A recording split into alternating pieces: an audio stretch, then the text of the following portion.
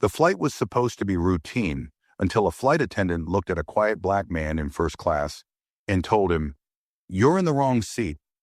She didn't know who he was, but 4 minutes later, she was the one being escorted off the plane, and the whole cabin went silent. Before we start the story, comment below where, in the world you're watching from today. And if you like stories like this, don't forget to subscribe and turn on the bell icon so you always stay updated.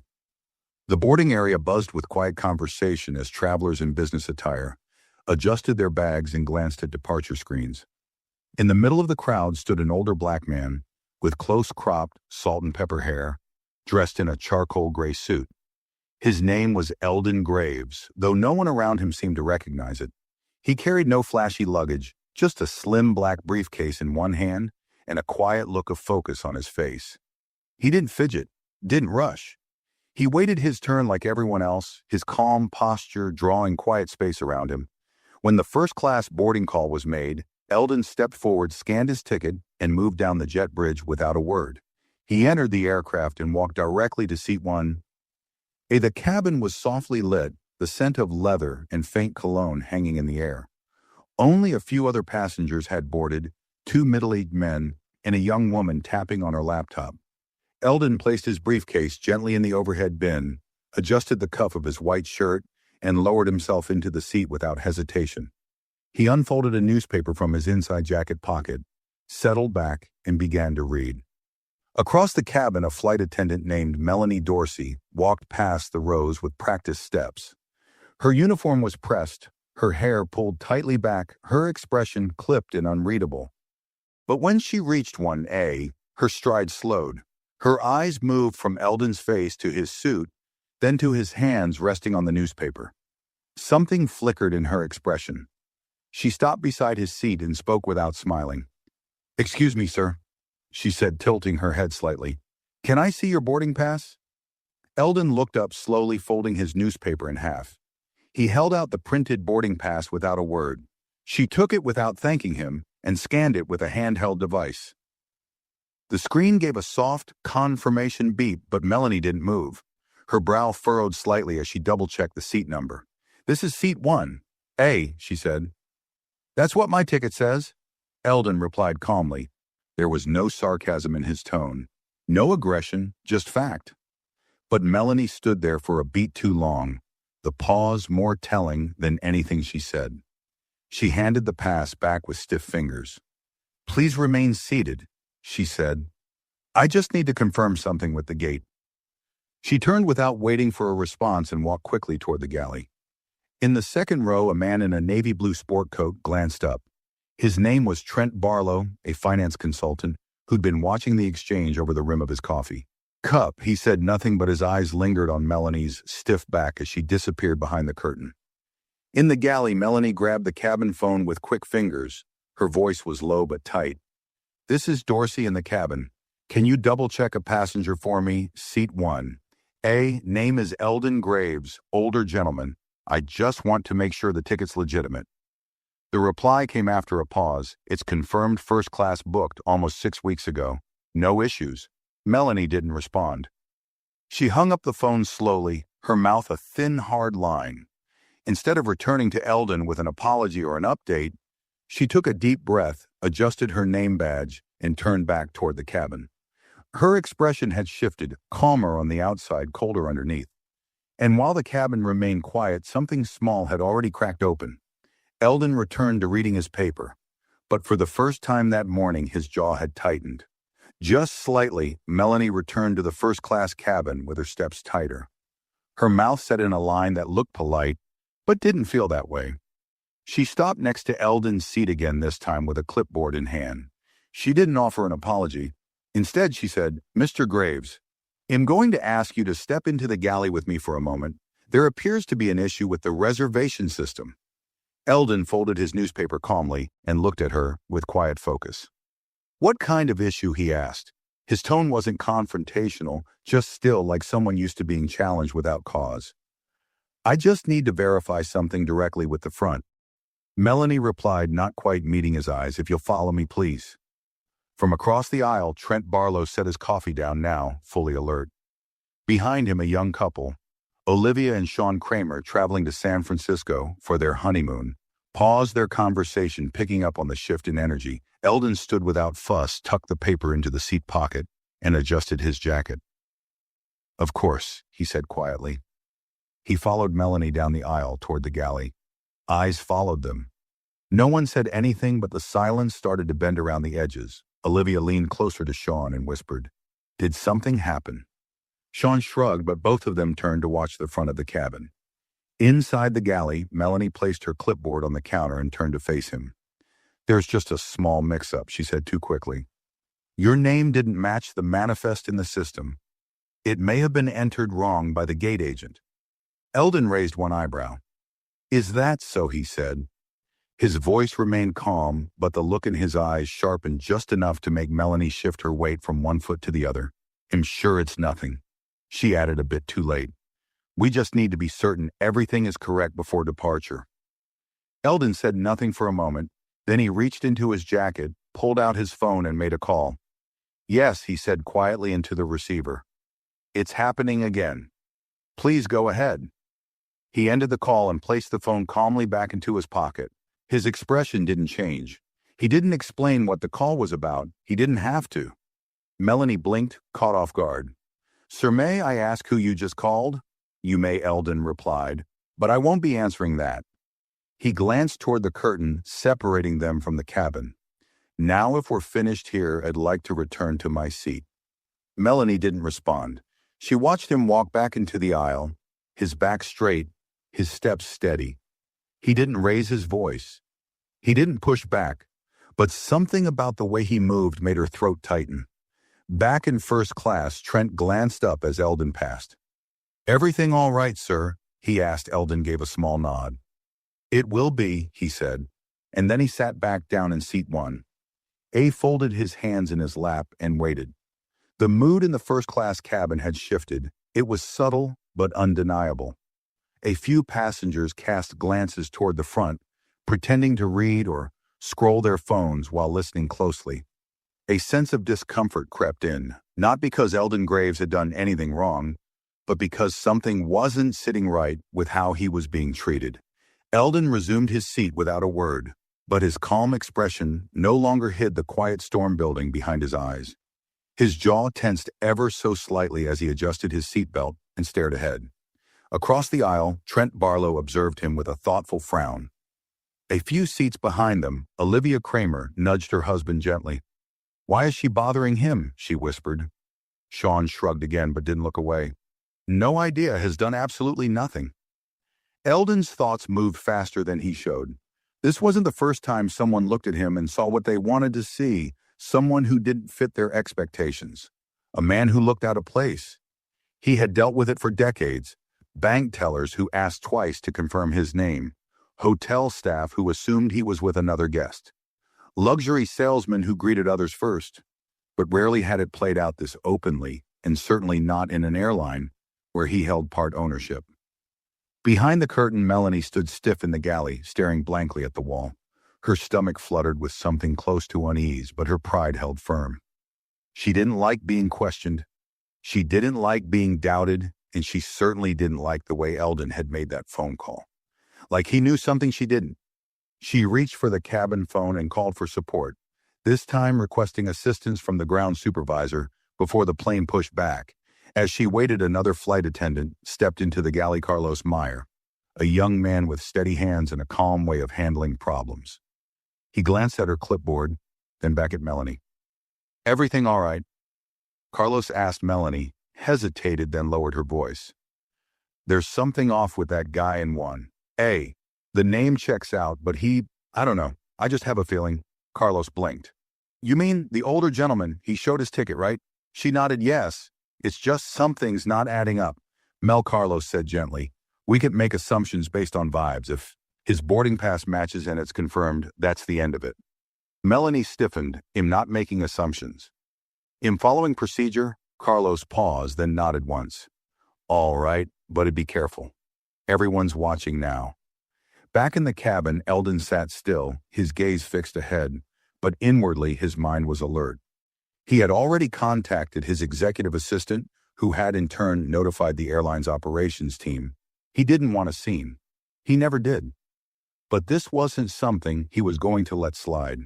Meanwhile, the first-class cabin grew quieter. Passengers had put down their reading. The air felt heavier now. Trent leaned over slightly and said in a low voice, "You handled that with a lot of patience." "Mr. Graves," Eldon said not unkindly. Trent," he replied, "and I just want to say, if that had been me, I wouldn't have kept my cool like that." Eldon gave him a nod, eyes tired but steady. "You learn when to speak," he said, "and when silence does the speaking for you." Just then the captain's voice came over the intercom. "Ladies and gentlemen, begin pushback shortly. Please remain seated as we finalize a minor issue with seating." The tone was calm, but it sent another ripple through the cabin. Olivia turned to Sean again. "This is so strange," she whispered. "Why is he being treated like a threat when he's done nothing but sit quietly?" Sean didn't answer. He looked toward Eldon again, then toward the front where Melanie still hadn't returned. Something wasn't right, and they all knew it. In that moment, Melanie received a second call, but this time it wasn't from the ground staff. It was from the airline's executive operations office. And what she heard on the line made her grip tighten on the edge of the galley counter. Her face lost color. Her voice cracked slightly as she answered, "This is Melanie." The reply was firm. "We've been contacted by a primary stakeholder currently seated in first class on your flight. We need full clarification of the situation immediately. Do not proceed with any further passenger movement until we instruct otherwise." Melanie barely whispered her response. Understood, but her hands were already shaking, and she was starting to realize this wasn't just any passenger, and she had just made a very big mistake. Melanie stood frozen in the galley, her hands still on the phone. The line had gone dead, but the weight of the voice on the other end lingered. It hadn't just been a warning. It had been a shift, a quiet, undeniable shift in power. She wasn't in control anymore, and something inside her knew it. She turned slowly and caught Carlos watching her from the service counter. He didn't say anything, but his eyes said enough. She straightened her blazer, smoothed her hands down the front of her skirt, and stepped toward the curtain. As she moved to return to the cabin, her steps were slower, less certain than before. The moment she appeared, eyes lifted across the cabin. First class had gone still. Conversations had stopped. Olivia set down her water. Trent folded his arms and leaned slightly forward. Even the couple in the last row, Beth and Martin Lowell, who had been silently watching from the beginning, were now fully alert. Melanie walked to Eldon's seat with a look that tried to mimic confidence, but the tightness in her jaw betrayed her. "Mr. Graves," she said, voice low, but clipped, "I've been instructed to ask you and your belongings to move to the main cabin while we sort out the confusion with your reservation." A beat of silence passed. Eldon didn't look surprised. In fact, his face remained perfectly still, almost too still. "On what grounds?" he asked, his voice level measured. "Because my ticket is valid, the manifest matches, and your own device confirms seat 1. So unless there's a new policy, I'd like to know what makes you think I don't belong here." Melanie faltered for half a second. "It's just protocol," she said quickly. "The word's automatic now. When there's a discrepancy, There is no discrepancy," Eldon said, still quiet. "Only your discomfort." Her face flushed. She glanced around the cabin, suddenly aware of the eyes now firmly locked on her. The murmurs started quiet but growing. Beth leaned toward her husband and whispered, "Has handled this with more grace than I ever could." Martin nodded slowly, watching intently. From a few seats back, Trent raised his voice slightly, loud enough for half the cabin to hear. "Is this normal?" he asked. "Because it sure doesn't look like it." Melanie flinched. She looked back down at Eldon. "Sir, I'm just asking you to cooperate." Eldon's gaze didn't soften, and I'm asking for a valid reason. Not protocol, not a feeling, not a guess. The tension spread like ripples in still water. Olivia stood halfway up from her seat. "This is wrong," she said aloud. "He's been respectful the whole time. Why is he the one being removed?" Now Carlos stepped out from the galley, hesitating for just a moment before walking over. He stood beside Melanie and looked down at Eldon. Mr. Graves, he said much softer, I'm sorry for all this. Would you mind stepping into the galley one more time? I think we need to talk. Eldon paused, then nodded once. He stood up slowly, folding his newspaper again, with steady hands. As he stepped into the aisle, he looked directly at Melanie and said, Let's make one thing clear. I'm not angry, but I don't forget moments like these. That sentence hung in the air as he disappeared behind the curtain, with Carlos inside the galley the moment the curtain closed. Carlos spoke fast and quiet. Sir, forgive me for the confusion. I just want to let you know. I was told you contacted executive operations. I don't know exactly who you are, but I can tell from the calls we're getting that this isn't going to be handled lightly. Eldon looked at him for a moment, then replied, one of the people who made this airline possible. Carlos blinked. Sir, I didn't know. I know you did. Eldon replied. But that woman, she didn't care to find out. Back in the cabin, Melanie stood in place, frozen in front of the rows of silent passengers. Her ears burned as she listened to the whispers growing again. For the first time, the authority her voice wasn't returning, and when the galley phone buzzed again, its sharp ring slicing through the heavy quiet, she jumped. She stepped quickly behind the curtain, picked it up and said, This is Melanie. A stern male voice answered, This is the captain. I've just spoken directly with corporate. They've confirmed Mr. Graves' identity. Do not move him again. Has to remain in first class, undisturbed. Melanie's hand tightened around the receiver. Captain, she said, her voice cracking. You thought wrong, the captain cut in. You need to step back and let the crew handle the rest. Stay in the galley until further notice. She hung up slowly, her face pale. Carlos stood near the service cart, watching her silently. He didn't offer comfort.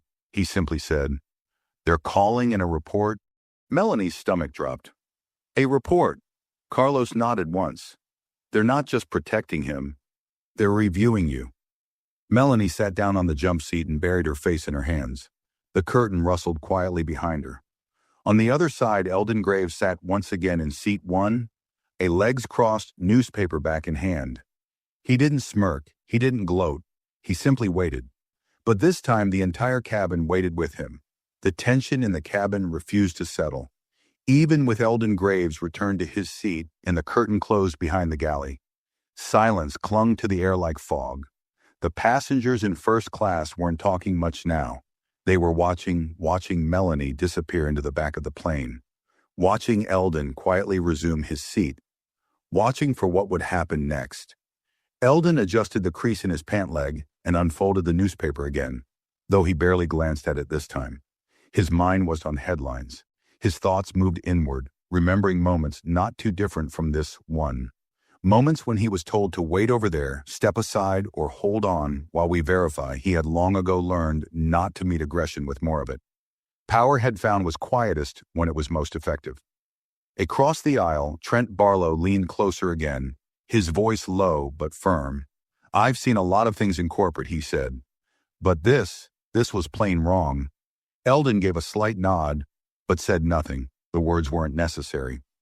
In the back, Melanie sat motionless on the jump seat, staring down at her hands. She kept trying to replay it differently in her head, trying to find a version of events where she had followed the rules, done the right thing, not let something inside her make a snap decision she couldn't undo. But the truth pressed against her like a weight she couldn't shake. She had made a choice.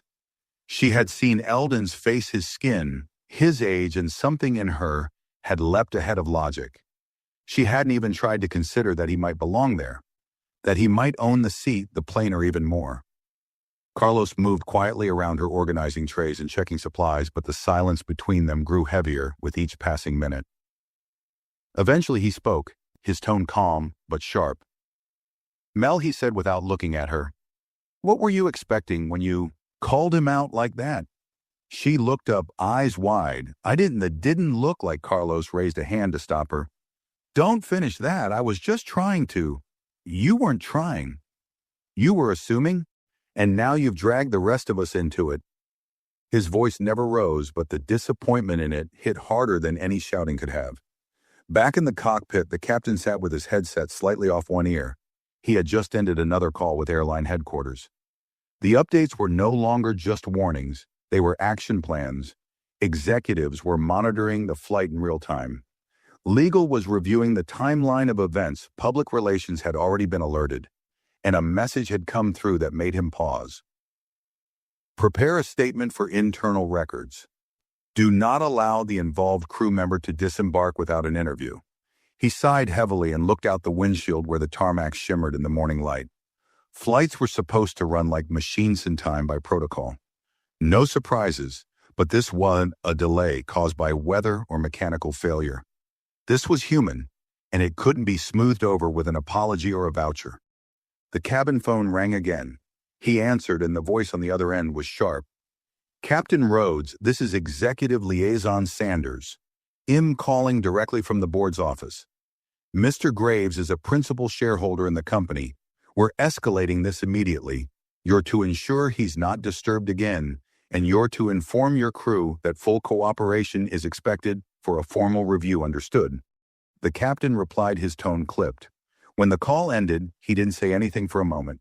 Then he pressed the intercom and spoke in his calm, professional voice. Ladies and gentlemen, we appreciate your patience. The situation on board has been reviewed and we're ready to proceed. We ask that everyone remain seated as we finalize our pre-flight checklist. Thank you. The announcement was short, but it confirmed to every listening ear in first class that something had just shifted in a big way. In seat 1A, Eldon remained motionless, only now glancing toward the window as the tug vehicle connected with the aircraft. He was calm, but beneath that a storm had settled into his spine. He had no intention of letting this disappear once the plane landed. No one would be fired quietly and swept away without consequence. Not this time. Olivia leaned across the aisle, her tone quiet but full of emotion. You shouldn't have had to go through that, she said. Eldon met her eyes gently. You're right, but I'm not surprised that I did. Sean frowned. Do you think they'll take action? They already are, Eldon said softly. But that's not enough. Action isn't justice. Change is further down the plane. The economy cabin remained unaware of most of what had taken place, except for the few passengers near the front who had heard enough to guess something serious had happened. But in first class, the tension still sat heavy in the air. Passengers exchanged glances, some sympathetic, some uncomfortable, some quietly angry. As the aircraft began to taxi toward the runway, Melanie stood up from her seat in the galley. Carlos blocked her path. They told me to stay here, she said, her voice hoarse. I know, Carlos replied, and you should. She hesitated, then sat back down. And as the plane accelerated, lifting off the ground with a steady roar, Eldon Graves closed his eyes, not because he was tired, but because the wheels were turning. The flight had just begun, but the reckoning had already taken off. 37 minutes into the flight, the cabin had regained some of its rhythm, at least on the surface. Drinks had been served, headphones passed around, the engines hummed steadily, but inside the first-class section, the unease hadn't lifted. If anything, it had settled deeper.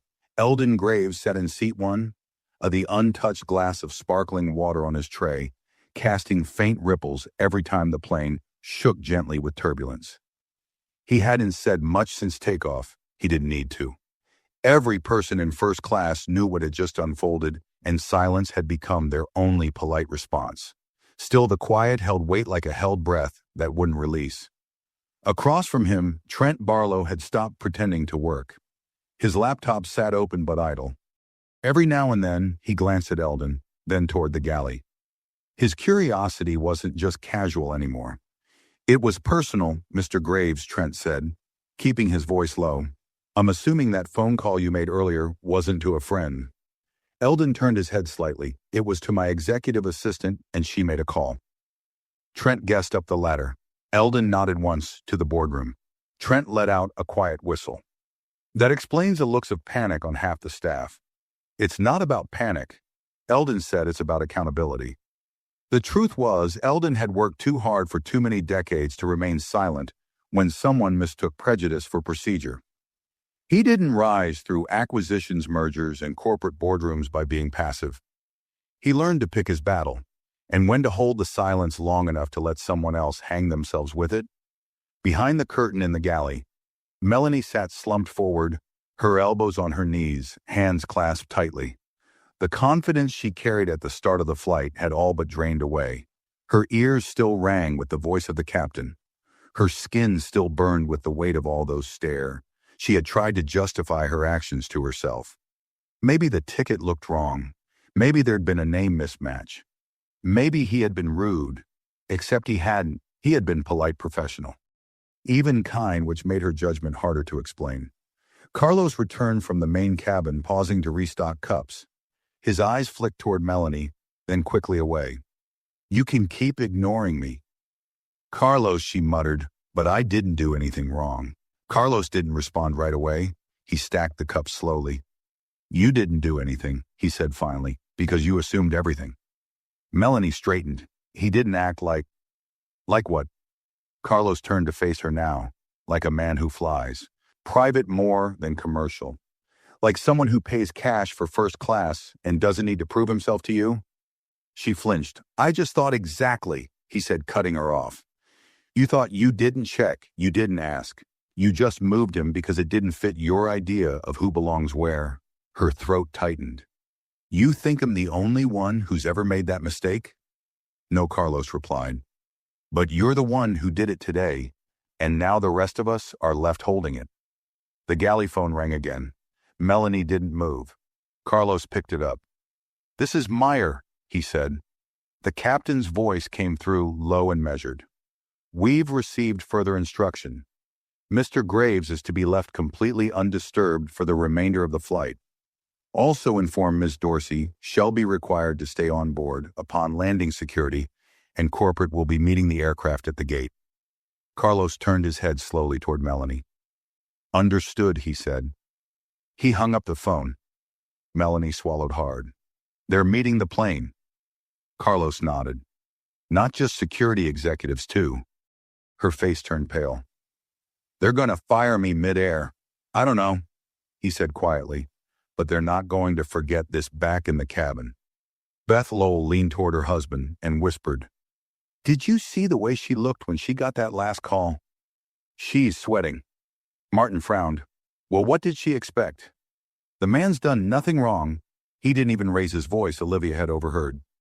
"That's what makes it worse," she said softly. "She came at him with all that authority, and he didn't yell, didn't argue, just made one call. That scares people more than shouting." Eldon remained still, one leg crossed over the other, hands folded on his lap. He wasn't relaxed, but he wasn't angry either. He was focused, steady, quiet.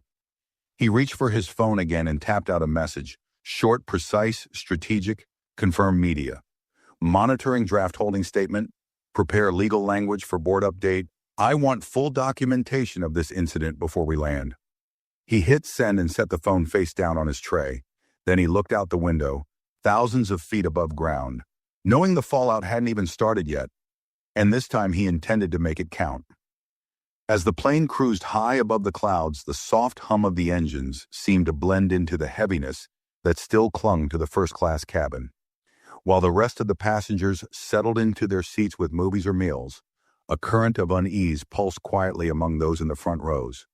No one said it aloud, but everyone was aware. They were sitting in the middle of something larger than just a seating dispute. Eldon Graves remained in seat 1, a hands calm on his lap, posture composed. He hadn't touched the meal that had been served to him. A perfectly arranged plate of seared chicken and roasted vegetables sat untouched, as if the presentation had nothing to do with what really needed correcting. His attention was on the food. It was on the consequences, those that had already started and those still waiting at the gate. He turned his phone face up again. A new message blinked on the screen. Media alert drafted.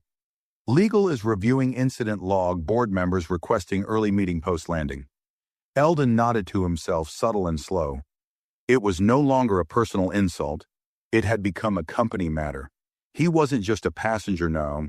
He was an accountability trigger. The kind of force that moved policy and made CEOs hold emergency meetings on Sunday mornings behind the galley curtain.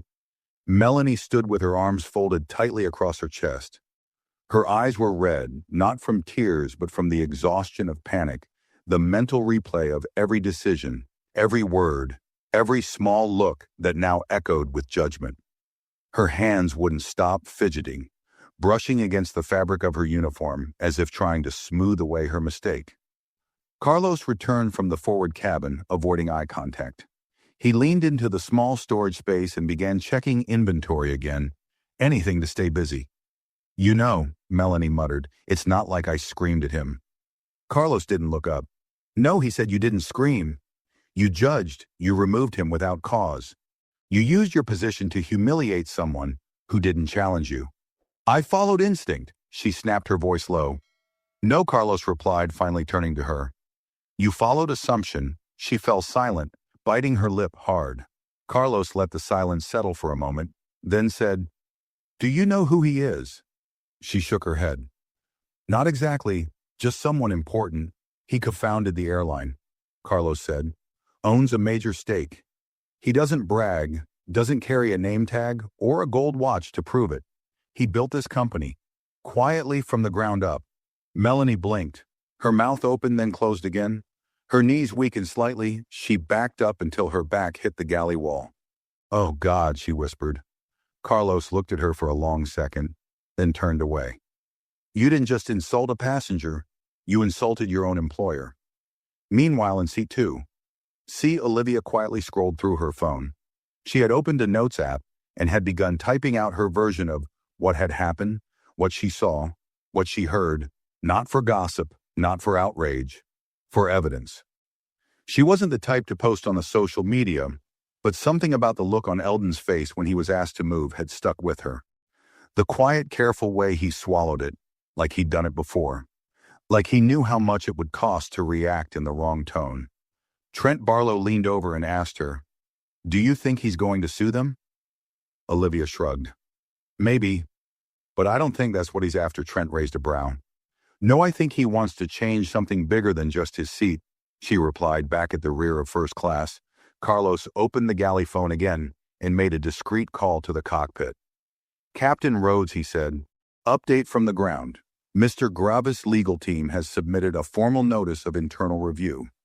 We've also been told media outlets have been tipped off to an incident on board involving possible racial discrimination." There was a pause.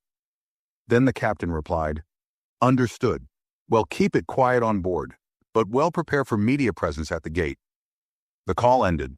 Carlos sighed quietly and hung up the receiver. Melanie had heard everything. Her face had drained completely now. Her throat bobbed as she swallowed, and she lowered herself onto the jump seat. "What's going to happen to me?" she asked. Carlos didn't respond. She stared at her hands. "I didn't mean for it to go this far." "That's the problem," Carlos said softly. "You never thought it would." In seat 1. Eldon picked up his pen and began writing on the back of a folded notepad. His handwriting was neat, every line with intent. "When we teach authority without accountability, we raise gatekeepers who protect the gate, but never ask who built it. Today was never about a seat. It was about the assumption that I didn't deserve it." He closed the notepad. He didn't know yet whether he would publish those words, but he knew one thing for certain: someone would read them. Someone needed to, not to shame, not to destroy, but to confront the system that still made moments like this possible. He pressed the call button for the flight attendant. Carlos appeared quickly. "Yes, Mr. Graves." Eldon looked up and nodded toward his tray. "You can clear this. I'm not hungry." Carlos took the tray, quietly pausing just before he turned away. "For what it's worth," he said, "I'm sorry, sir."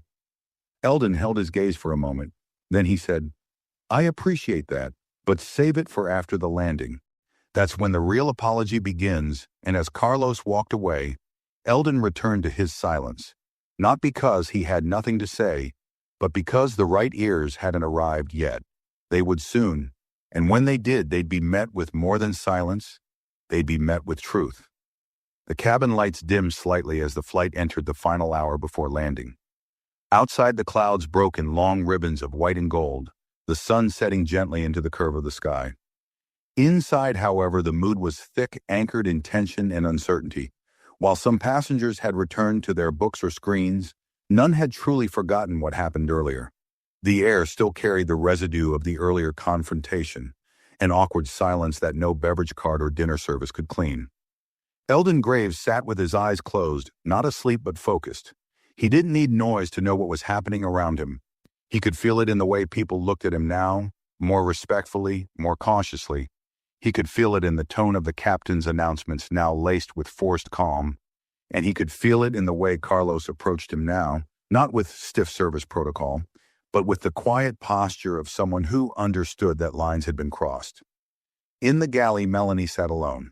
The other attendants rotated their duties without asking her to help. No one said it aloud, but she'd been removed in everything but title. Her badge still clung to her uniform, but the authority behind it had vanished the moment the truth about Eldon's status reached the crew. She gripped the edge of the metal, counter with both hands trying to steady the growing panic in her chest. The word shareholder echoed over and over in her mind. She had asked a company stakeholder to leave first class, a man who could walk into a board meeting and shift policy with a single comment. Her mind spun with what might happen when the flight touched down as security HR termination. She hadn't even tried to speak with him again. She didn't know what to say. I was just doing my job. Felt like a paper shield. I didn't know who you were. Wasn't a defense. The truth was uglier, and she knew it. She had judged him. Not for anything he said or did, but simply for who he was and how he looked, and he knew it too. Back in the cabin, Carlos approached Eldon again, this time with a fresh glass of water and a soft tone. "Just a few updates, sir," he said quietly. "The captain asked me to inform you that representatives from the executive team will be meeting the plane at the gate. They've been briefed and are awaiting your statement." Eldon nodded slowly. "I assume there will be others?" Carlos hesitated. Media was not officially confirmed, but there's talk of press presence. A few passengers may have shared some details. Eldon's eyes opened calm and sharp. "I expected that. Let them report. Let it unfold publicly." Carlos swallowed. "Would you like us to escort you off the plane privately?" "No," Eldon said simply. "I boarded through the front." "He'll leave through it." Carlos gave a quiet nod and stepped away. A few rows back, Olivia had received a text from a journalist friend. Her earlier notes had already reached someone in media. Not by her doing, she hadn't shared them, but news was moving faster than she'd thought possible.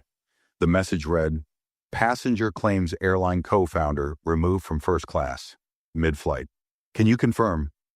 She stared at her phone. A second message followed. Was it racial profiling? She didn't answer. Not yet. She looked up at Eldon, seated calmly in one, then back at her screen. Her heart twisted.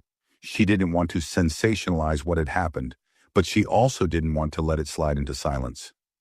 Sean looked over her shoulder. "Are they asking?" She nodded. "I didn't even post anything. I think someone else did." He paused, then said, "You should tell them the truth. What we saw back in the galley." Melanie stood up abruptly, unable to sit still. She paced a few steps, her nerves raw. "I need to speak with him," she muttered. Carlos looked up from arranging utensils. "Now I owe him that." Carlos didn't move. "It's your choice, but I don't think you'll get the answer you want." Melanie pushed the curtain aside and walked slowly down the aisle. The eyes that had once been on Eldon now turned to her. Some were confused, others judgmental. No one smiled. She stopped at one. Hands clasped tightly. Eldon didn't look up at first, then he did slowly, as if the time he took to meet her eyes said more than anything else. "Mr. Graves," she said, her voice small. I want to apologize for earlier. I was wrong to question you. Wrong to make assumptions. I know an apology can't undo it, but I needed to say it." Eldon studied her, his expression unreadable. He didn't raise his voice. He didn't humiliate her, but the weight of his stare was enough to make her shift on her feet. "Ms. Dorsey," he said finally, "do you know how many times I've been offered apologies like this?" She swallowed hard. "No, neither do I," he replied, "because I stopped counting years ago." She looked down. "I didn't mean for this to happen." "No one ever does," he said, his tone cool but controlled. "But it still does, over and over. What matters isn't your apology. It's whether the next person in my seat gets treated any differently." She nodded slowly, her throat thick. "Go back to the galley," he said. "You've said what you needed to say. Now let's see what your company says." She turned and walked back slowly, her shoulders heavy, as she disappeared behind the curtain again. Olivia whispered to Sean, He handled that with more grace than I could have mustered. Sean nodded. He's not just trying to fix what happened to him. He's trying to change the system that allows it to happen at all. Eldon leaned back in his seat, closed his eyes once more and waited, not for the landing, but for the reckoning waiting on the other side of it. The fasten seatbelt sign lit up as the plane began its slow descent into San Francisco. A quiet ding echoed through the cabin, followed by the captain's steady voice over the intercom. Ladies and gentlemen, we're beginning our final approach. Please return your seatbacks and tray tables to their upright positions and ensure your seatbelts are securely fastened. Cabin crew, prepare for landing. But there was no shift in energy, no stretching, no casual chatter. Not in first class. Every passenger remained quietly upright, eyes occasionally flicking toward the front row. The usual pre-landing rituals, bathroom lines overhead, bin checks were replaced with glances between seats. Silent anticipation and the unspoken awareness that this landing wasn't going to be ordinary. Eldon Graves sat with his hands folded over his lap, posture unchanged. The quiet confidence he wore like a second skin never broke. The sun had lowered further in the sky, now casting golden slants of light through the window beside him. He didn't reach for his phone again. He didn't need to. He had already done what needed to be done. The airline had responded. Now it was their turn to face him. Behind the galley curtain, Melanie stood rigid against the bulkhead, her eyes darting between the cabin clock and the curtain.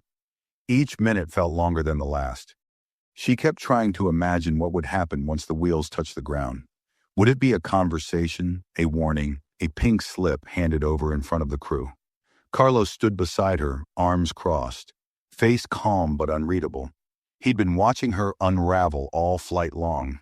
She had stopped talking 2 hours ago, and now she simply stood, her face pale, her mouth slightly open like she was rehearsing an apology. She would never get the chance to finish.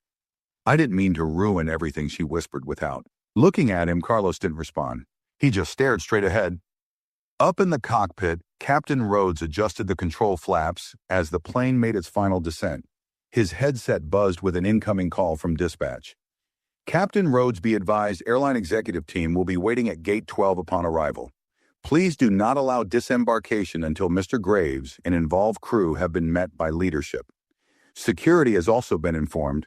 The captain acknowledged the instruction with a dry copy but inside he let out a breath he hadn't realized he'd been holding. He had captained dozens of flights for the company, but none that came with corporate waiting on the jet bridge.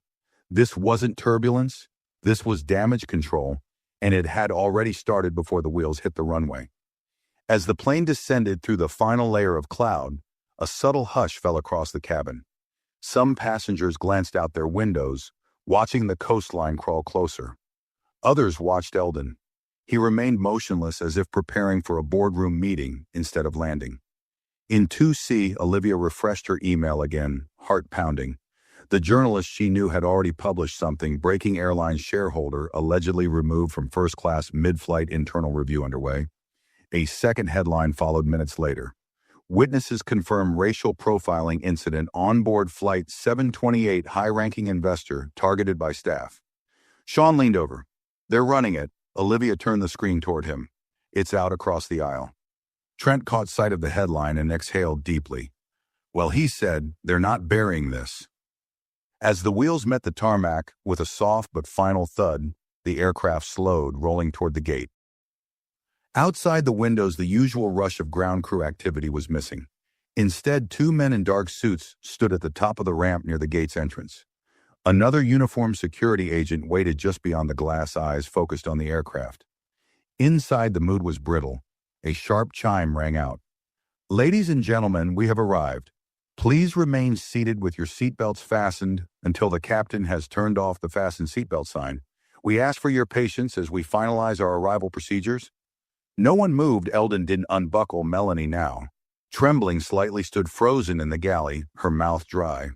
Carlos quietly stepped out into the cabin and made his way forward, stopping at seat 1.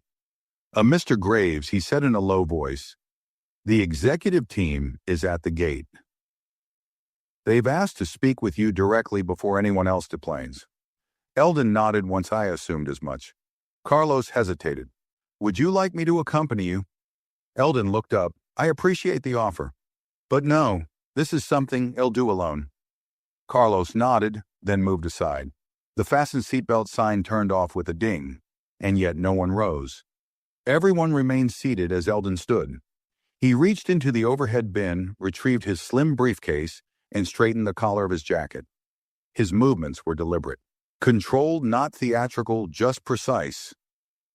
As he made his way down the aisle, the passengers in first class parted in silence. Olivia and Sean gave him a small nod.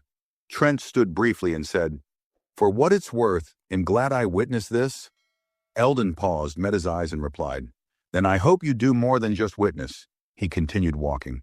As he reached the front of the plane, the door opened with a slow, quiet hiss. The suited executives stepped aboard. One extended a hand. "Mr. Graves," he said, "I'm Jonathan Kerr, Vice President of Corporate Affairs. On behalf of the airline, I want to." Eldon didn't take the hand. "I'm not here for apologies," he said flatly. "I'm here for answers." Kerr lowered his hand. Behind them, Melanie watched from the galley doorway, her heart pounding as two security agents quietly approached her position. One spoke softly. "Mom, we'll need you to step off the plane with us." She didn't move. Carlos, standing nearby, gave her one final look. A mix of disappointment, pity, and clarity. "It was never just about a seat," he said.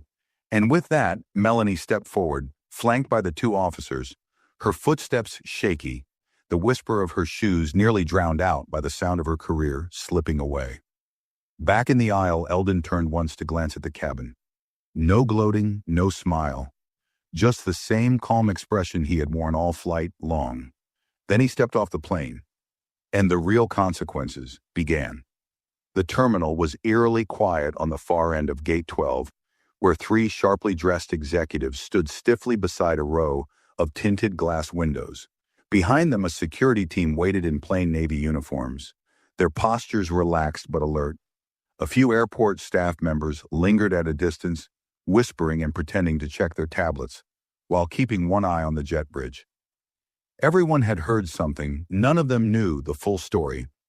Eldon Graves stepped into the terminal with steady, unhurried steps. His suit was still smooth, his tie still perfect. In one hand, he held his briefcase, in the other. Nothing. He needed no documents, no lawyer, no entourage. His presence alone brought the tension to its peak. You didn't need noise when you carried this kind of power. Jonathan Kerr, the Vice President of Corporate Affairs, stepped forward again now, a bit more nervous than he had been at the aircraft door. He extended his hand once more. "Mr. Graves, I just want to say again." "Where I asked for answers," Eldon interrupted, his voice low and controlled. "Not handshakes." Kerr quickly lowered his hand and gestured toward a nearby private conference room, a glass-walled office space used for last-minute flight operations. "Of course, we've prepared a space for privacy." "I'm not concerned about privacy," Eldon replied, "but if it helps you avoid public embarrassment, I'll allow it." The executives traded brief glances, then they led the way inside. As the glass door closed behind them, the passengers from first class began to disembark. Olivia, Sean, Trent, and the Lowells all paused as they stepped into the terminal. There was no doubt about where Eldon had gone.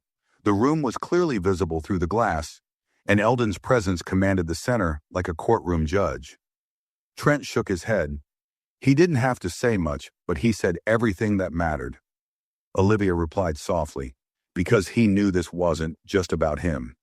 Back on the jet bridge, Melanie stood beside two security officers who were gently but firmly guiding her toward a separate door off the main path. Her lips were pressed together tightly, her face pale. She hadn't said a word since she left the aircraft. She didn't ask questions. There were none left to ask. She was led into a different office down the hall, this one smaller, colder, and intentionally less comfortable. Inside the executive meeting room, Eldon removed his jacket and placed it over the back of a chair. He didn't sit yet. He let them sit first. Kerr cleared his throat. "Mr. Graves, I'm sure you're aware that this incident has escalated rapidly. We've already suspended the crew member involved and are launching a full internal investigation. We've also prepared a draft statement acknowledging the incident and reaffirming our commitment to equality." Eldon remained standing. "Do you think a press release fixes this?" he asked. His voice didn't rise, but it filled the space like wind through a cracked window. Do you think that announcing sensitivity training, again, will erase the message? This incident sent to every black passenger, every black employee who sees the news tomorrow. Kerr shifted in his seat. No, sir, we don't. That's why we want your guidance in how to move forward appropriately. You'll receive a letter from my legal team within the next 24 hours. Eldon replied, in that letter, you'll find a detailed request for the following: first, a full investigation into all complaints made in the last 3 years that involve seat errors and boarding misunderstandings. I want demographic data. I want timestamps. I want patterns. The director of policy, a woman in her 50s, named Evelyn Brooks, nodded quickly and began writing. Second, Eldon continued, I want a full overhaul of the training protocol, not a slideshow. Not a check-the-box session. I want immersive, behavioral-based training. I want independent facilitators with no ties to your HR department. Understood.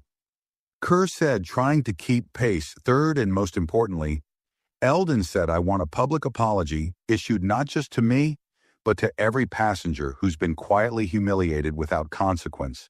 I want it delivered by your CEO, not a spokesperson, not a social media intern. Kerr hesitated. We will need to run that through our. Eldon raised a hand. Your CEO can decide how many headlines he'd like to read tomorrow morning. You're lucky this incident stayed quiet as long as it did. Behind the glass, a few terminal staff watched nervously. Some of them had pieced together the story already. Others had only seen the flight attendant being walked off the plane. But the message was becoming clear. Something had gone very, very wrong, and someone powerful was not letting it disappear. After several minutes, Eldon sat. He opened his briefcase, removed a neatly folded sheet of paper, and slid it across the table. This is a copy of the personal statement I intend to share publicly, he said. It's not negotiable. It will go live tonight. I suggest you read it before you start crafting your own response. Kerr picked up the page and scanned the first line. This week I boarded a flight as a paying customer. Within minutes, I was treated as a threat. Not because of what I said or did, but because of what I looked like. His face paled as he read on. Eldon rose again, buttoned his jacket, and looked around the table. I won't be issuing lawsuits, am not interested in payouts, am interested in permanent change. You can either help make that happen, or you can answer for why you didn't. He turned and left the room without another word. Outside, Olivia and Sean stood near a news camera that had just rolled up. A reporter adjusted her microphone. That's him, someone whispered. Eldon stepped out into the terminal as the first question flew toward him. Mr. Graves, can you comment on what happened during the flight? He paused, then he said, what happened on that flight has happened to hundreds of people who never got a chance to speak. The only difference is, this time the wrong person stayed silent for too long, and the right one didn't. And then he walked straight through the terminal, briefcase in hand, the press chasing behind him. The storm had landed, and it had a name. The sun had fully dipped behind the San Francisco skyline. By the time Eldon Graves stepped into the black sedan, waiting outside the terminal, the glass doors closed behind him with a soft hush, separating the chaos of the airport from the calm he carried with him.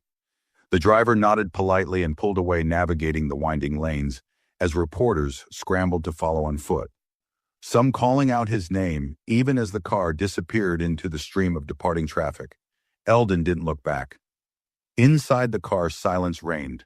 The cabin smelled faintly of leather and cedar. He sat upright, his briefcase resting across his lap, his phone blinking softly in his palm. Dozens of unread messages, news alerts, legal updates, and yet his thumb hovered over none of them. Instead, he stared out the window as buildings passed like ghosts each, when a memory of a life he'd built brick by brick. From boardrooms to terminals, from policy to press. He had fought to make sure no man or woman ever had to prove they belonged in a seat they'd already paid for. Yet here he was again. His phone buzzed, a message from Marianne Delaney, his chief counsel, all major outlets running the story. We've secured time with Channel 8 and NCR tomorrow morning. CEO of the airline has requested private meeting. Your terms are being circulated internally. Another buzz. This one from Kendra Lewis, head of public relations, socials on fire. Seat for justice trending. Gravesgate now a top 5 topic, 42,000 reposts in 2 hours. Response 80 positive. You've got the public. Behind you, he stared at the screen, then set the phone face down. He didn't need trends. He didn't need hashtags. He needed systems to change. At that very moment, 3,000 miles away, a boardroom full of executives sat in emergency session. The airline's general counsel, the chief risk officer, the VP of diversity and culture, and the CEO Everett Langford all sat around a thick glass table under bright overhead lights, while a monitor at the far end streamed live media coverage. Langford rubbed the bridge of his nose, then dropped his hand flat on the table. We can't fix this with a statement. That man has credibility, reach, ownership, and a following. We underestimated. He's not asking for money, said Evelyn Brooks, flipping through a folder. Hez asking for numbers, data policy rewrites. Langford exhaled slowly. Hez asking for a full confession. The legal advisor spoke up. The public already sees it that way. Melanie Dorsey's image is circulating. There's a petition demanding her termination and accountability from management. Langford's jaw tightened. She's been suspended indefinitely. Full investigation pending. And what about Grevesque conditions? Someone asked from the far end of the table. Langford tapped the file in front of him. We give him everything. Full access to the internal review process, external facilitators for training, monthly reports to shareholders and the public. If we don't, we risk losing him and the reputation we spent 30 years building, another executive added. And is right, we've had similar incidents, minor brushed off, documented poorly. This one just hit the wrong man on the wrong day. No, Langford said standing, he was the right man, the only one who wouldn't let it slide. At that same time, in a modest one-bedroom apartment across town, Melanie Dorsey sat on the edge of her couch, still in uniform. Her phone lay silent on the coffee table screen. Dark, no messages, no missed calls. Her apartment was clean, but the silence was crushing. No TV, no music, just the echo of her earlier choices bouncing off every wall. She opened her laptop. Her email inbox had filled with automated notification, media mentions, legal statements, internal HR updates, and one new message from an unknown sender. She clicked it. Miss Dorsey, we've reviewed your initial report and will proceed with formal hearings this week. You are required to submit a written statement acknowledging your account of the events. Failure to comply will result in termination of employment and revocation of benefits. Internal investigations. She sat back and stared at the ceiling. The corners of her eyes stung. She wasn't crying, but something inside her felt cracked, like a rope she had pulled on too hard had finally snapped. Her actions hadn't come from hatred. She'd never seen herself that way. She had friends of every background. She donated to causes. She reposted diversity quotes. But none of that mattered when her behavior under pressure told the truth. She had acted from a reflex, one shaped by years of subtle messaging, silent permissions, unchecked assumptions. She'd judged a man by a look and treated him as if he didn't belong in a place she'd known. Now she was facing the cost. Back in the car, Eldon finally opened his phone again. He opened the draft of the public statement he'd written in flight and reread the last paragraph. This was not an isolated act by one employee. This was the result of a culture that still measures dignity by appearance and respect by assumptions. My story is not unique. It only became visible because of who I am. But if it helps others claim their seats without explanation, without apology, then I'll keep telling it. He tapped a send, and within minutes his statement was published on every major platform, shared by leaders, activists, journalists, and ordinary passengers who had lived smaller versions of the same story. A young woman named Zoe Whitman shared it on her page with the caption, "I was kicked out of first class last year because I looked too young to afford it. I cried in the airport bathroom and never spoke up." Mr. Graves, thank you for not staying silent. A retired teacher named Gregory Parks wrote, "Watch this unfold on the plane. I said nothing, that won't happen again." We've got to do better. We've got to start speaking up before the person humiliated needs to make the call. And far away at a different airport in another city, a black father sat beside his teenage son, waiting for a delayed flight. He opened the news, read the headline, and handed his phone to the boy. Read that, he said, "That's how you carry yourself in a storm." The boy nodded, eyes wide, as he scrolled through Eldon Graves' story, and without knowing it, thousands of miles from where it all began, the ripples had already reached another seat, one that might now be protected because a man refused to be quietly escorted off a plane that he helped build. The storm hadn't just landed, it had started to clear, but the skies would never look the same again. The next morning arrived with headlines on every major news network. Airports across the country had TV monitors playing the same story on loop news. Anchors in press suits used words like corporate reckoning, systemic shift, and accountability in motion. But beneath the polished phrases, it was clear something rare had happened. A quiet humiliation had gone public, and this time the man at the center wasn't pushed into silence. In downtown San Francisco, Eldon Graves stepped into the lobby of the Langston Equity Building. His company's headquarters, a large digital screen behind the reception desk, displayed a rotating slideshow of the firm's recent accomplishments, school infrastructure projects, environmental tech startups, prison reform initiatives. It was a subtle, constant reminder that this wasn't just a business, it was a mission. Employees in the lobby paused as he walked past. Some offered respectful nods. Others looked at him with something between awe and gratitude. He was no longer just their founder or chairman. He had become a public symbol overnight. Not because he chased fame, but because he refused to sit quietly when disrespected in a space that should have been his. By right, he rode the elevator to the 30th floor, stepped into the boardroom, and was met by his leadership team. His senior strategist, Julian Pierce, pulled him aside. "Press is waiting downstairs," Julian said. "3 major outlets, everyone wants the exclusive." And the airline just released a full statement, public apology signed by the CEO, plus confirmation that Melanie Dorsey has been terminated. Eldon's face didn't move. Anything about policy reform, Julian handed him a printout. "They're adopting every measure you proposed. Full transparency audits, external compliance monitors, racial bias training embedded into annual certification. And they've invited you to consult on long-term culture strategy." Eldon read the page carefully, then set it down. "They're not doing this because they believe in it," he said. "They're doing it because they're afraid not to." Julian gave a small nod. "Does that matter?" "No," Eldon replied. "What matters is what happens 2 years from now, when the spotlight fades and people return to routine. We need to make sure this isn't a seasonal change. It needs to stick." They stepped into the boardroom.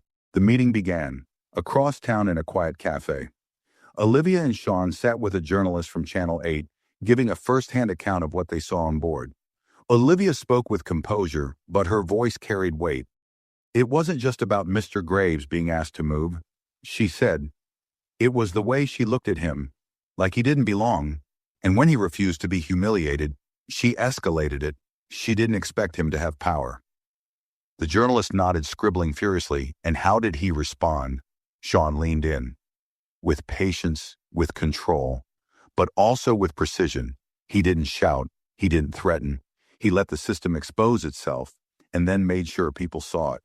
Meanwhile, in a neighborhood just outside the city, Melanie Dorsey sat at her dining table with her mother, Patricia. Her apartment was still the curtains drawn. "I made one mistake," she said, her voice hoarse. "One?" Patricia shook her head gently. "It wasn't one mistake, sweetheart.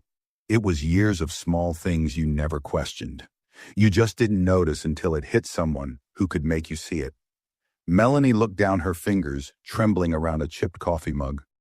"I don't hate anyone, Mom. I didn't even think about his race until I was already treating him like he didn't deserve to be there." "And that's the lesson," Patricia replied. "It's not about hate. It's about habits. It's about how easily we believe we know someone's place." Melanie blinked hard. "Do you think I deserve to lose everything?" Patricia reached across the table and took her hand. "I think you have a chance to learn, but only if you stop trying to defend who you were." Melanie didn't answer. But for the first time in days, she didn't argue either. Back in the city, Eldon's team reviewed the live social metrics from his public statement. Over 1 million shares, endorsements from Fortune 500 CEOs, civil rights organizations quoting him, universities requesting permission to use his speech and training material. He scrolled through the comments, some angry, some relieved, most supportive. One stood out: "I'm a flight attendant. I saw this happen before and stayed quiet. I won't anymore. Thank you for giving people like me the courage to speak." Eldon closed the laptop and leaned back in his chair. His office looked the same as always: mahogany shelves, minimal decor, quiet elegance. But it felt different now, like a courtroom after a verdict. He thought about the quiet power of restraint, the strength it took not to yell, not to shame, not to throw names and threaten lawsuits. Instead, he'd chosen something harder: to hold up a mirror, let them see themselves and walk away with dignity intact. And because he had others, had found the strength to do the same. Later that afternoon, Channel 8 aired a full-length segment titled "The Seat That Spoke Back." It included footage from the airport interviews with witnesses, clips of Eldon's speech, and expert commentary on racial bias in professional settings. The closing words from the anchor struck a chord across the country. Eldon Graves didn't ask for special treatment. He asked for equal treatment, and when that was denied, he didn't explode. He exposed in doing so. He reminded us all that silence can be graceful, but it should never be mistaken for acceptance. In living rooms, dormitories, offices, and break rooms across the nation, people watched. Some nodded, some wept. Some looked inward. And in one small town in Georgia, a young black boy named Landon, no older than 10, watched the final frame with his grandmother. He turned to her and asked, "Grandma, can someone like me really own an airline?" She smiled, kissed the top of his head, and said, "Baby, someone like you already does." And just like that, a new story began quietly but powerfully, rooted not in shame, but in truth. A seat had been taken back, and the ripples were only just beginning. That evening, as city lights blinked on like stars made of steel and glass, the nation had already begun absorbing the deeper meaning behind what had happened. Social media timelines were full of discussion, not just about what Melanie Dorsey had done, but about what it represented, about how many people had been asked to prove they belonged in places they earned, about how many stayed quiet, ashamed of something they had no reason to be ashamed of, and about what it meant when someone finally said, "No more." In a small radio studio tucked away in Oakland, Harriet Banks, a longtime civil rights commentator and host of the syndicated show Real Talk Now, turned on her microphone. She adjusted her headset and looked through the glass at her producer, who gave her a thumbs up. Her opening words were calm but layered with meaning. "This week," she said, "a man didn't shout, he didn't sue, he didn't threaten. He simply stayed in his seat and let the truth do the shouting for him. And in that moment, he told every person watching, you don't have to shrink when someone tries to erase you." Her phone lines lit up, call after call. People shared their own stories, stories that had never made the news stories of being followed in stores, challenged at gates, questioned in offices. One woman recounted being asked repeatedly if she was in the right classroom during a college orientation. A man recalled being mistaken for a delivery driver in his own building. Each story echoed the same wound: assumptions tied to skin status, judged by stereotype. Back in San Francisco, Eldon sat alone in his kitchen. No cameras, no assistants, just him, a cup of tea, and the soft tick of the grandfather clock his father had left him. On the counter beside him lay a stack of letters, printed emails, handwritten notes, even a few thank you cards that had been overnighted by people he didn't know. He picked one up and read it slowly. It was from a woman in Chicago. "Dear Mr. Graves, I watched your story with tears in my eyes. Not because I was surprised, but because you didn't flinch. You didn't rise to the bait. You rose above it. My teenage son now thinks differently about his own value. Thank you for showing him, no, showing all of us, what dignity looks like in motion." He folded the letter carefully and set it aside. In a world that often rewarded loudness, Eldon had done the opposite. He had let his silence expose what noise usually tried to hide. His phone buzzed, a call from Dolores Brighton, the CEO of a Fortune 100 company and longtime ally Eldon. She said warmly when he answered, "I know you didn't ask for the spotlight, but now that you have it, you're changing things. I just got off a call with our diversity council. They're using your incident as a case study. I hope that's all right." He nodded, though she couldn't see it. "It's not about being all right, it's overdue." Well, she replied, "Let me know if you ever want to make that consulting group real. People are watching and they're ready to listen. especially from someone who didn't just talk. You showed it. They ended the call, and Eldon returned to his thoughts. He didn't feel victorious. He didn't feel celebrated. What he felt was something colder, something heavier, the weight of being visible. Because he knew visibility didn't always mean progress. It sometimes meant pressure. It meant being asked again and again to explain what others didn't have to be both teacher and example, to remain calm when anger was justified, to respond gracefully when grace had not been extended, and still he carried it. Meanwhile, at the airline's corporate headquarters, Everett Langford sat with his communications director and general counsel. The room smelled like late coffee and expensive regret. "We underestimated him," the comms director said. "And now the board is demanding quarterly progress reviews on equity initiatives." Langford didn't look up. "Good, maybe we should have been doing that already. And Melanie Shez already been released without pension. Legal made sure of it." The general counsel leaned forward. "There's talk of inviting Mr. Graves to serve as a public-facing advisor. Give him a seat at the table formally. Not just for optics, because he earned it." Langford gave a slow nod. "I'll draft the invitation myself. But make no mistake, this isn't about mending fences. This is about keeping promises." Elsewhere, in dozens of classrooms and corporate training centers, Eldon's name began appearing in slide decks and discussion guides. His face appeared in news documentaries and town halls, but more importantly, his story began living in people's minds. At a high school in Baltimore, a black student named Trevor Hill was preparing to give a speech for his school's ethics club. He adjusted his blazer nervously and stepped up to the podium. His printed paper shook slightly in his hands. "My topic," he began, "is about what we do when we are told without words that we don't belong. It's about Mr. Eldon Graves, and about why quiet strength can change more than outrage ever could." In the back row, his teacher, Miss Danvers, wiped the corner of her eye. Meanwhile, Eldon sat back in his chair, the windows open, the city breathing quietly outside. He thought of his mother, long gone now, who used to tell him, "You don't need to win every fight. Just make sure when you walk out of the room they remember what you stood for." And tonight, across the country, across industries, across ages, people were remembering, not just because of what had happened, but because of how he answered it. And as night settled in, the world turned a page, not a chapter marked by outrage, but by reckoning, still strong, unmistakable. And finally beginning to echo in places that had once been too quiet for too long. By midweek, the ripple effects had grown into waves that reached far beyond the airline industry. What started as a quiet injustice inside a first-class cabin had become a national mirror held, steady by the man who had simply refused to be erased. Eldon Graves had not just reclaimed his seat, he had forced the country to ask how many others have been told they don't belong, and how many stayed silent because they knew no one would believe them.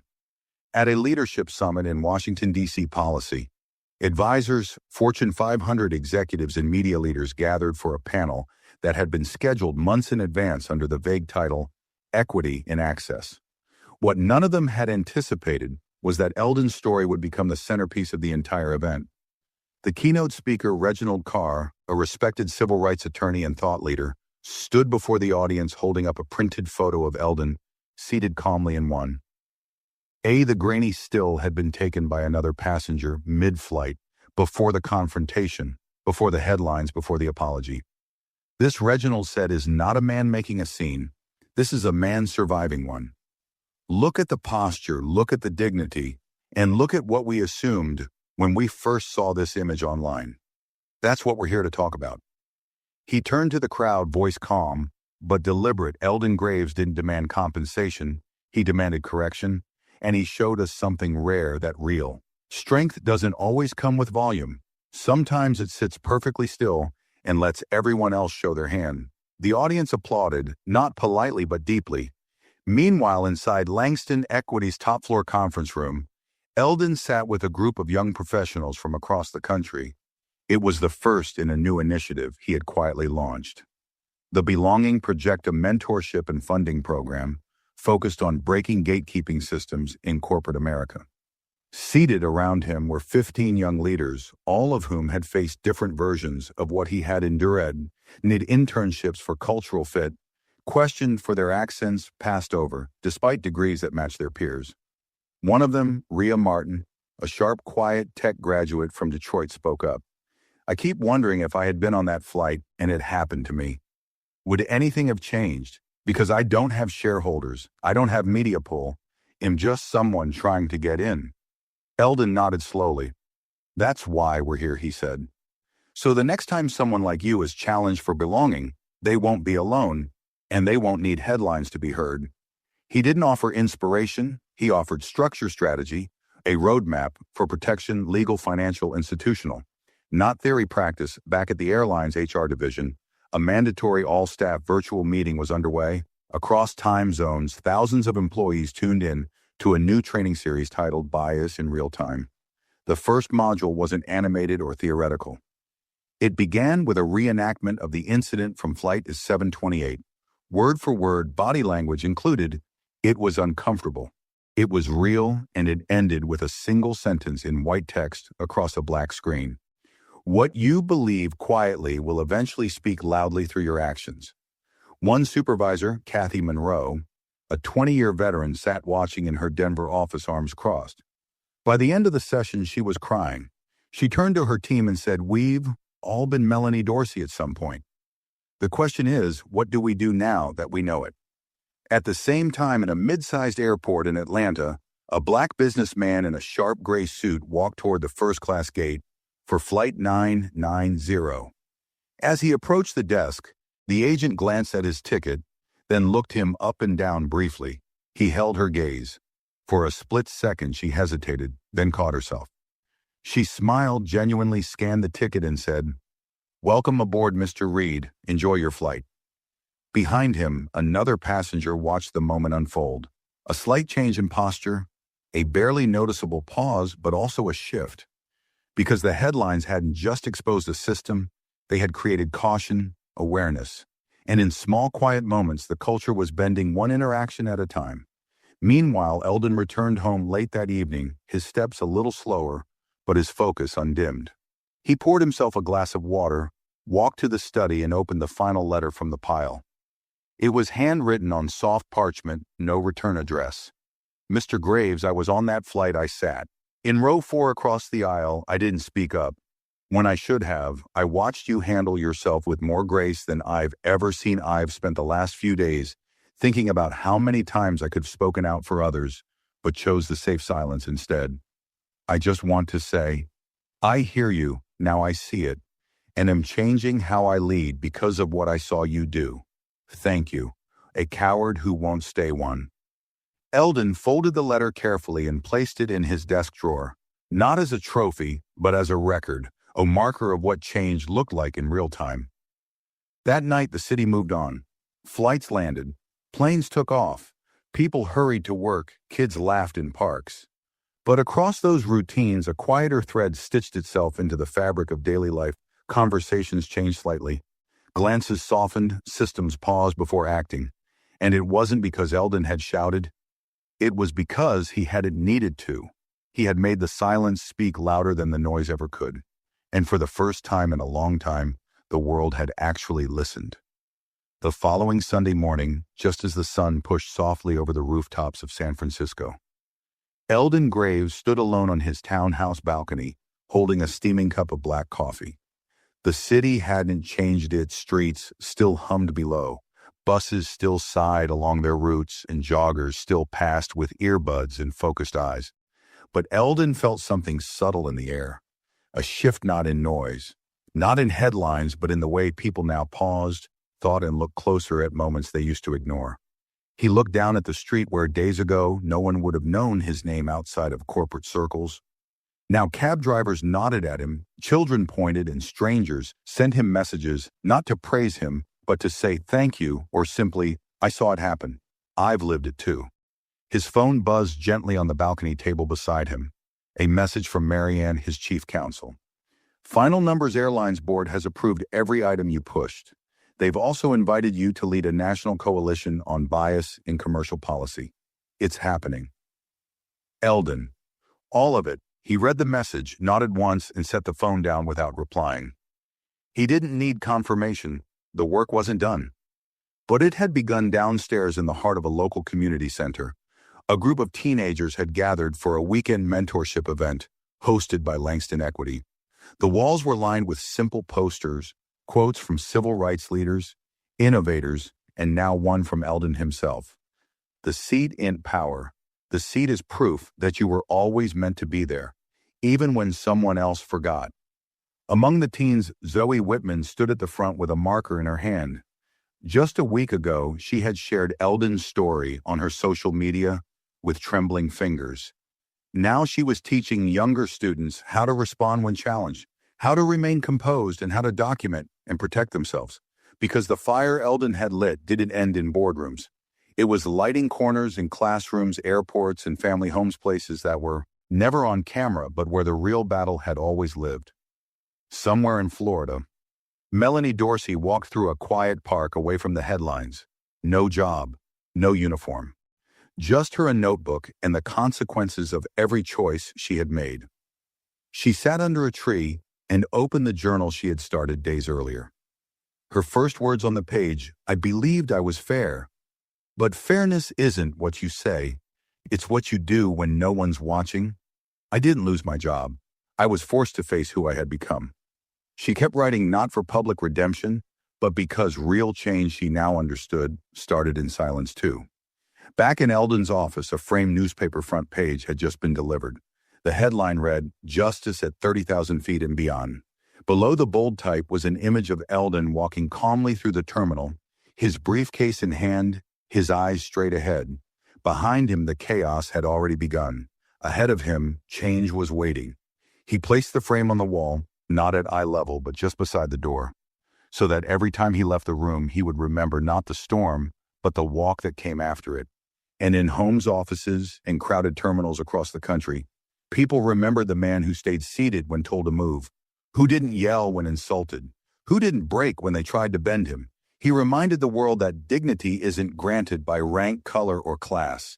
It's lived, carried, worn like armor. And when that kind of dignity refuses to stand down, systems shift. The plane landed days ago, but the impact's still flying. This wasn't just a story about a seat on a plane. It was about respect, silence, and quiet justice. If this story meant something to you, please give it a like. Share your thoughts in the comments, and don't forget to subscribe to the channel for more powerful stories like this.